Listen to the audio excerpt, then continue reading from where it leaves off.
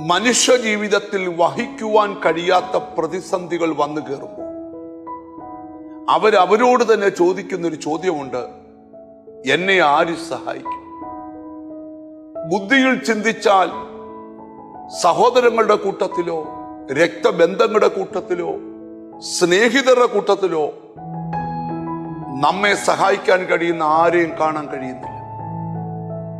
എന്നാൽ ബൈബിൾ തരുന്നൊരു വലിയ ഉറപ്പ്, അതാണ് ഇന്നത്തെ ദൈവവചന ധ്യാനം.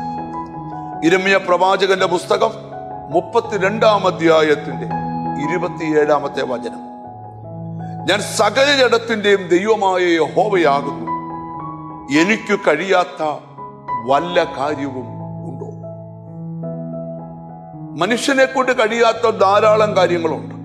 പക്ഷേ ദൈവത്തിന് എല്ലാം ചെയ്യാൻ കഴിയും. ബൈബിളിലെ ഒരു വചനമാ: മനുഷ്യർക്ക് അസാധ്യം, ദൈവത്തിന് അല്ലതാനും. ഈ വചനം കേട്ടുകൊണ്ടിരിക്കുമ്പോൾ അസാധ്യതകളുടെ നടുവിലാ നിൽക്കുന്നത്.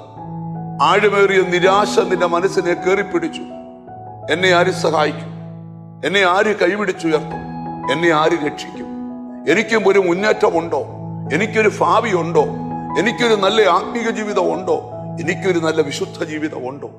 അതോ ഞാൻ ഇങ്ങനെ മരിച്ച് നിത്യ നരകത്തിൽ പോയി എൻ്റെ ലൈഫ് അവസാനിക്കുമോ എന്ന ചോദ്യവുമായിട്ട് ഈ മെസ്സേജ് കേൾക്കുന്ന ആരെയൊക്കെയോ പരിശുദ്ധാത്മാവ് പറയുക: ദൈവത്തിന് കഴിയാത്ത ഒരു കാര്യവുമില്ല.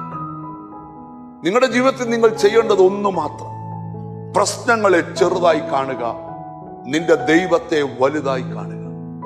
മനുഷ്യ ജീവിതത്തിന്റെ പരാജയം എപ്പോഴാണെന്നറിയാമോ? അവർ പ്രശ്നങ്ങളെ വലുതായും ദൈവത്തെ ചെറുതായും കണ്ടു. ഞാൻ ഇന്ന് വചനം കേൾക്കുന്ന ചിലരോട് പറയാം: ഒരിക്കൽ പോലും പ്രശ്നങ്ങളെ വലുതായി കാണരുത്, പ്രശ്നങ്ങളെ വളരെ ചെറുതായി കാണും. എന്റെ ദൈവത്തെ വലുതായി കാണണം.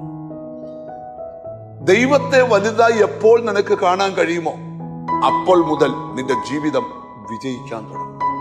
ഇന്ന് ഈ നിമിഷം മുതൽ, ഈ വചനം നിങ്ങൾ കേൾക്കുന്ന ഈ മിനിറ്റ് തൊട്ട് പ്രശ്നങ്ങളെ ചെറുതായി കാണുക, രോഗത്തെ ചെറുതായിട്ട് കാണുക, കടബാധ്യതയെ ചെറുതായിട്ട് കാണുക, നിന്റെ ദൈവത്തെ വലുതായി കാണുക. ഒന്നിച്ച് പ്രാർത്ഥിക്കാം. കാരുണ്യവാനായ ദൈവമേ, സ്വർഗസ്ഥ പിതാവേ, എന്നോട് ചേർന്ന് പ്രാർത്ഥിക്കുന്ന മക്കൾക്ക് വേണ്ടി പ്രാർത്ഥിക്കുന്നു. നിന്റെ മക്കളുടെ മേൽ പരിശുദ്ധാത്മാവിന്റെ ശക്തി ഇറങ്ങണം. നിന്റെ മക്കളെ അഭിഷേകം കൊണ്ട് നിറയ്ക്കണം. നിന്റെ മക്കളിൽ അസാധാരണമായ ദൈവകൃപയായിരിക്കണം. ഹല്ലേലൂയ. പ്രശ്നങ്ങളെ ചെറുതായി കാണാനും ദൈവത്തെ വലുതായി കാണും എന്നോട് ചേർന്ന് പ്രാർത്ഥിക്കുന്ന മക്കളെ നിന്റെ നാമം ചൊല്ലി പിതാവിന്റെയും പുത്രന്റെയും പരിശുദ്ധാത്മാവിന്റെ നാമത്തിൽ അനുഗ്രഹിച്ചു പ്രാർത്ഥിക്കുന്നു.